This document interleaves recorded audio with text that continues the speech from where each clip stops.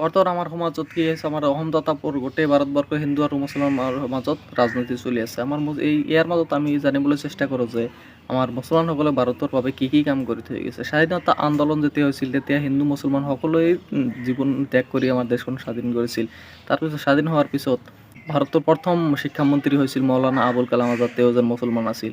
আমাৰ মুছলমানসকলে ভালেকেইখন ইউনিভাৰ্চিটি গঢ়ি তুলিছিল। তাৰপিছত এটা উল্লেখযোগ্য হৈছে আলিগড় মুছলিম বিশ্ববিদ্যালয়।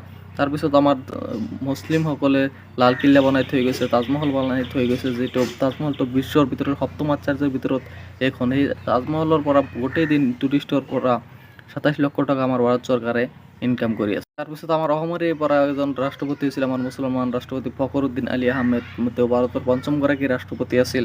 তাৰপিছত আমাৰ দেশৰ মিছাইল মেন অফ ইণ্ডিয়া নামেৰে যাক জনা যায়, যি আমাৰ দেশখন বহুতো আগুৱাই লৈ গৈছে। চাইণ্টিষ্ট হিচাপে তেওঁ ৰাষ্ট্ৰপতিও আছিল সেই সময়ত, APJ আব্দুল কালাম আজাদ। তেওঁ আমাৰ ভাৰতবৰ্ষৰ বাবে গৌৰৱ এটা কঢ়িয়াই থৈ গৈছে। তেওঁ মিছাইল বনাই থৈ গৈছে। কোনো দেশে আমাৰ মিছাইল থকাৰ বাবে এতিয়া টক্কৰ দিবলৈ সাহস নাপায়।